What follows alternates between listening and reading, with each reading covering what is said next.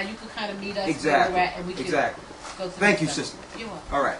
The reason I asked the question, number one, is because Christ is the key. Christ is the key. Now, when I say Christ is the key, not the Christ you've been taught of in these churches. And that's what make us not believe in Christ. Because they're not teaching the Christ that's written of in the Bible. They're teaching another Christ. Okay? But if we stick with the Bible as it is written, and stick with this Christ, we'll understand he had the keys to our salvation, and he holds the key to releasing us from our prison. And I'm going to show it. Go to Timothy, the 3rd chapter. Because there's not one thing. Let me make this statement. Listen. Listen. 1 Timothy. And I'm going to say this. I'm going to say this real quick, brothers. Real quick. Anybody need an extra one? I can't see. I don't have Anybody need a my Let me see. Anybody need Get another Bible down here. Get a Bible out of Tremaine. Another black one here. Let me say this now. big friend. That's what's up. So yes, you need. Okay. Let me make this clear. Anybody else? I want to make this clear, and I want y'all to really focus on this.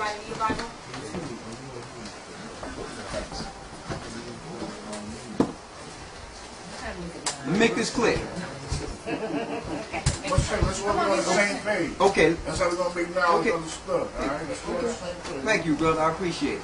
Let me make this clear, okay? I'm going to make this straight. Christ, or Yeshua in the Hebrew, that's his name. His name wasn't Jesus, okay? Yeshua, the principles he walked on this earth with, is what we all want to attain. I don't see how no one can believe in someone that didn't kill anyone, didn't believe in stealing from anyone, didn't believe in disrespecting people, okay?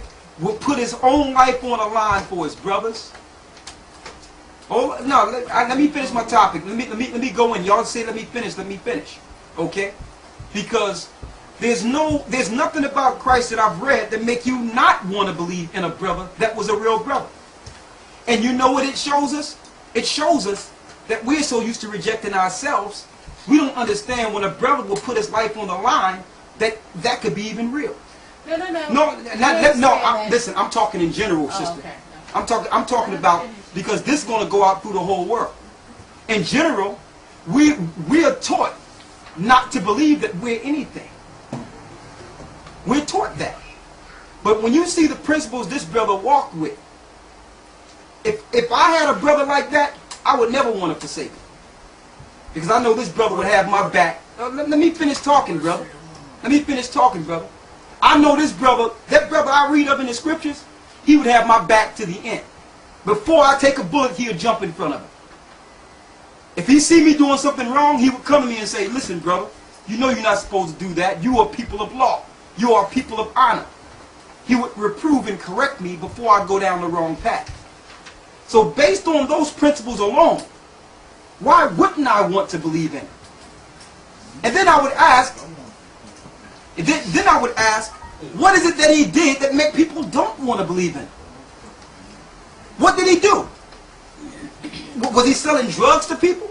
Was he sleeping with somebody else's wife? Was he murdering people? What was he doing? Was he stabbing people? Was he shooting people? Or was he respecting people?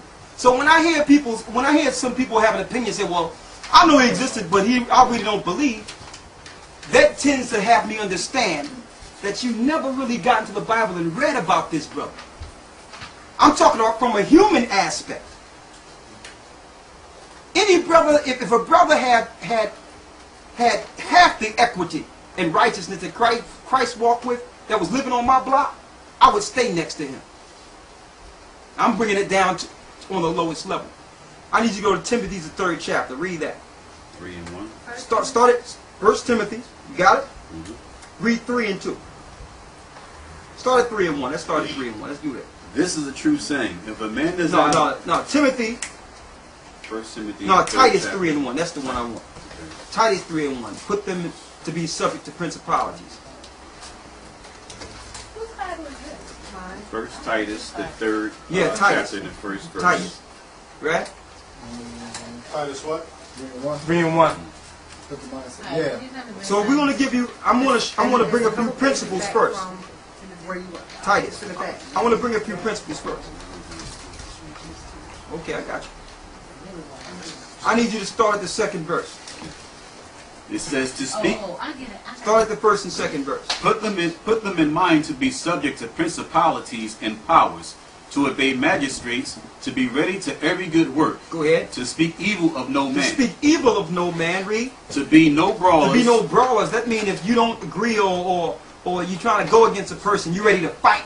Read. but gentle, showing all meekness unto all men. And I brought this out because those are the principles we must walk with. Not to be ready to fight each other, go against each other, but to be gentle and meek to all men. That's why I say we don't ascribe to those brothers out on the corner cursing people out. A man of respect and honor and dignity that knows the Most High don't curse another man out. You don't have to, just because you know what this other man is capable of, the way he thinks, that he has no control. This is embedded in him. This is how he was raised. This is how he was conceived. That don't mean you got to be cursing him out. You just understand his ways and actions. Therefore, he can never catch you off point. He'll never catch you off guard because you expect this from him. You know what I'm saying? He know no other way. This is what he's taught to create chaos amongst the masses, amongst the people. He always have everybody at war to benefit himself, but he can stay on top. So that's because you know, I understand that, brother. I understand his mind, white or black. That don't mean I'm demeaning him. I just know how I got to deal with this man. You understand what I'm saying? So you say you got to be scholarly, this, that, and I mean, I'm being scholarly because I know this. I know my enemy. I know who my enemy is, just by his ways and actions, not by his appearance, just by his ways and actions. Okay. Thank you. Now, I'm just letting you know why we don't ascribe to that type of thing. If another brother want to do it, that's his business. But I mean, what's about the good way of thinking about knowing your enemy and knowing what your enemy is capable of, and what he has been doing for centuries and centuries? That's a smart man, you ask me, to recognize your enemy just by when he open up his mouth, just by anything he do, you just know and you ready for him, so you can counteract any move he make. That's what's wrong with that way of thinking? How that's going to benefit our people getting out of the condition we're in Because our today. people don't know. See, our people take our enemy because they don't recognize our enemy. They're taking our enemy for being our friend or the white man or whatever man. They take him for whatever he put in front of our food, in front of our face. We take that for food. Like, oh, he got to be right, and that's how he's keeping the masses under pressure. You know what I'm saying? That's not what I asked you, brother. I mean, Because we here to come to a conclusion. I'm asking, so how is that going to get our people out of the condition they're in today? What you talking about?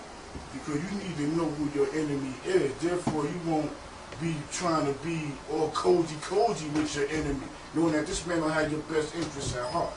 Okay, all right. Well, You trying to be Americanized and thinking this is the way of life. In reality, it's not. well, brother, I don't ascribe to that. I don't ascribe to that. And the Bible tells us not to ascribe to that. Because, Yeah, but they've been using the Bible for brother, hundreds of you're years. going to interject. Listen, you notice when you speak, I don't cut you off. But go ahead, so I can show you how it's done. They've been using the Bible to shield their dirty religion for years. Everything they do in the name of Christ, in the name of Christ. Oh, they even enslaved us in the name of Christ. They supposed to be Christian, holy Christian men, but yet they put people in bondage for centuries. You understand what I'm saying? And they always, even going to war now. They going to war against the infidels. This is the crusade, the Christian crusade. They still using that thing to go to war. They always been going to war in the name of Christ. In the name of Christianity. Am I wrong? Am I wrong? You can't dispute that. It's a fact. I'm still trying to find out what your point is. The point that he's making, you're pointing to the Bible to say that we should be meek. And what he's saying is, because you're saying that in that way we can speak to many.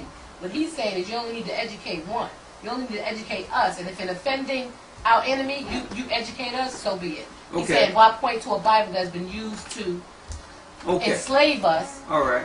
You understand? And that's just his opinion, and we got to respect Okay. his opinion because So we're that- bringing so this that's what you're dialogue saying, to the brother? table. You see what I'm saying? Okay, good. Thank you. Thank you, sister.